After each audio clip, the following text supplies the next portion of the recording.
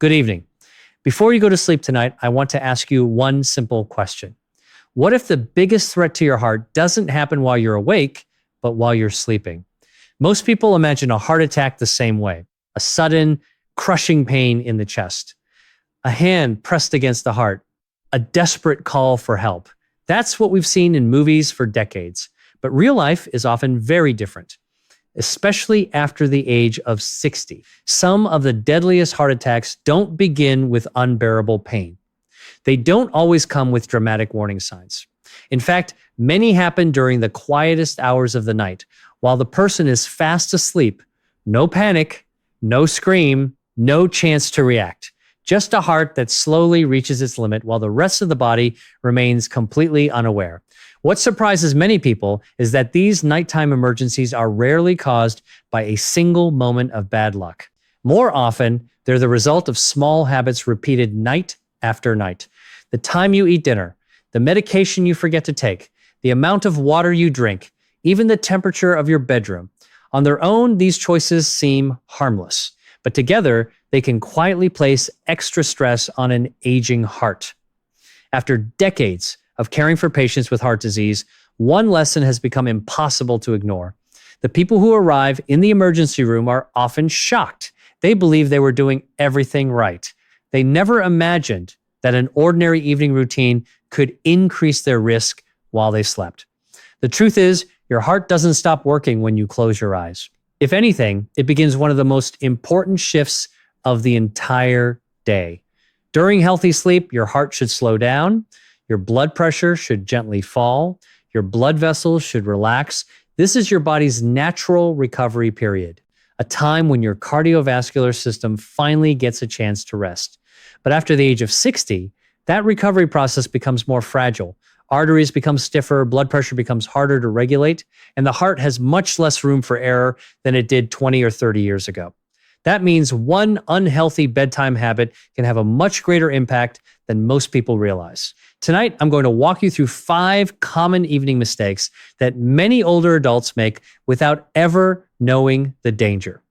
More importantly, I'll show you the simple changes that can help reduce unnecessary strain on your heart while you sleep.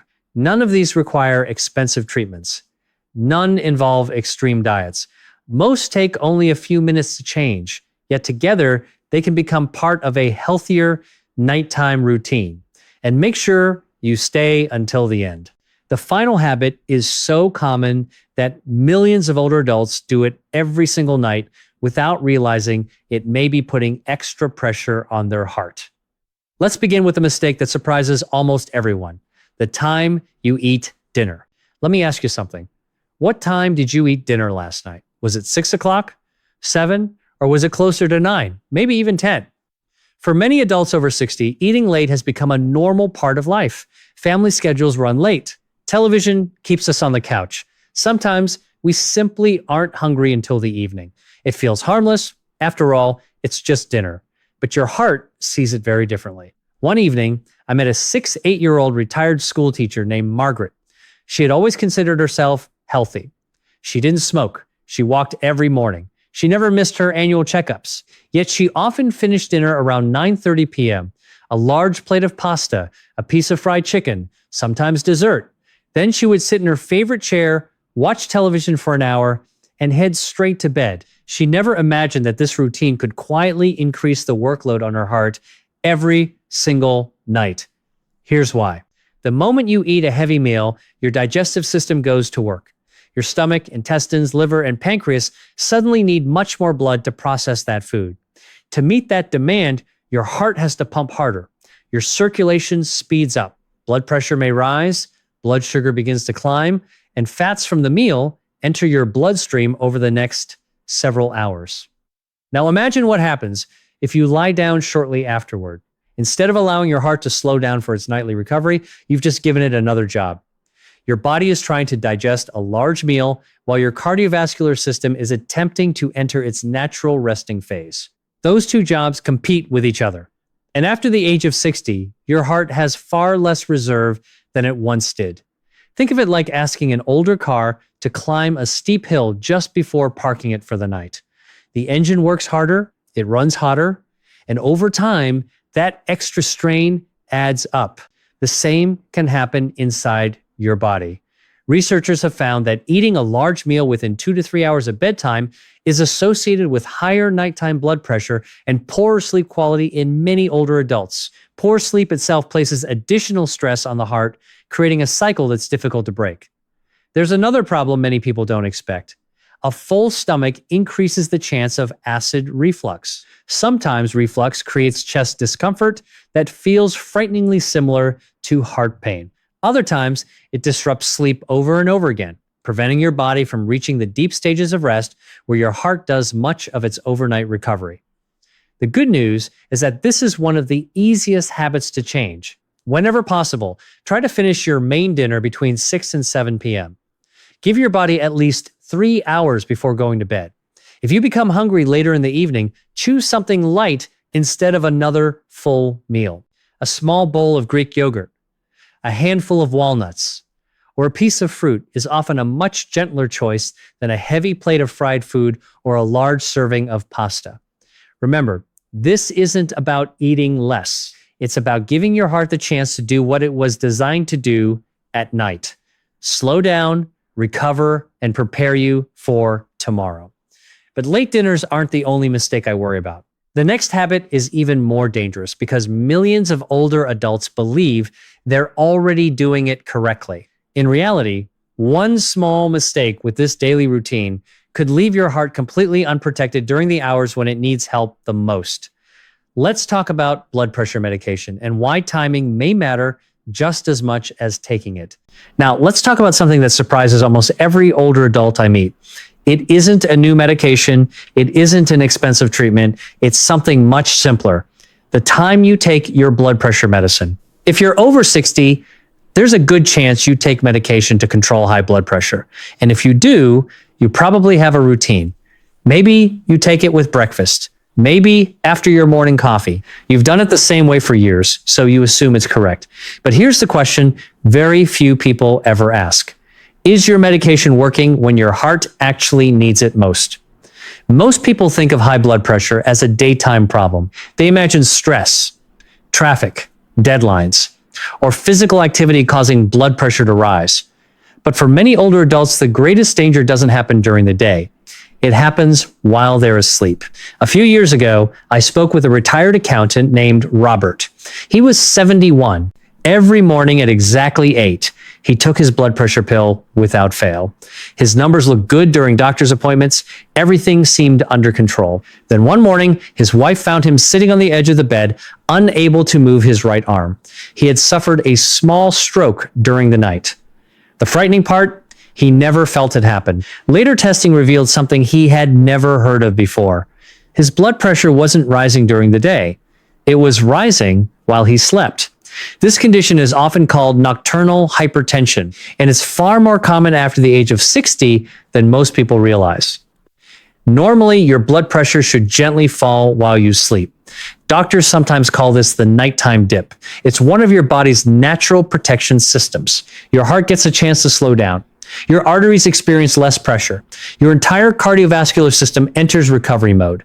But in many older adults, that protective dip never happens. Instead, blood pressure stays high. Sometimes it climbs even higher in the early hours of the morning. Imagine placing constant pressure on an old garden hose, hour after hour, night after night. Eventually, weak spots begin to appear. Your arteries experience something very similar. High pressure inside stiffened blood vessels increases the chance that a fatty plaque could rupture. If that happens, a blood clot may form. And that's exactly how many heart attacks and strokes begin. The difficult part is that you don't feel any of this happening. There's no alarm, no warning light, no obvious symptom telling you your blood pressure is climbing while you're asleep. That's why medication timing has become such an important conversation. For some patients, taking blood pressure medicine in the evening may provide better protection during the hours when cardiovascular risk is highest. And this is extremely important, that decision should always be made with your own healthcare provider. Different medications work in different ways. Some last 24 hours, others do not. Some people benefit from changing the timing. Others should continue taking their medicine exactly as prescribed. That's why guessing is never the answer. Instead, ask one simple question at your next appointment. Is the time I'm taking my blood pressure medication the best time for me? That conversation may take less than 2 minutes, yet it could help ensure your treatment is protecting you when you need it most. Remember, taking your medication consistently is essential, but for some people, when you take it, can be just as important as remembering to take it. Unfortunately, there's another nighttime danger that's even more common. Millions of older adults experience it every single night without realizing it. Their partner hears it. Their family jokes about it. Most people dismiss it as nothing more than loud snoring. But what if that familiar sound is actually your heart crying out for help? Let's talk about sleep apnea and why ignoring it could be one of the biggest mistakes you make after 60. Now, let's talk about a habit that millions of families joke about every night. It shakes the walls. It keeps a spouse awake. Sometimes it's so loud that people sleep in separate bedrooms. Most people simply call it snoring. But after the age of 60, loud snoring isn't always harmless. Sometimes it's the first warning that your heart is struggling while you sleep. I remember a patient named Michael. He was 69 years old. His wife had complained about his snoring for years. She often said it sounded like he stopped breathing for a few seconds, then suddenly gasped for air. Michael always laughed. "That's just how I sleep," he would say. He didn't feel sick. He thought he was just getting older. Then, one afternoon, he fainted while walking to his mailbox. Further testing revealed something neither of them expected.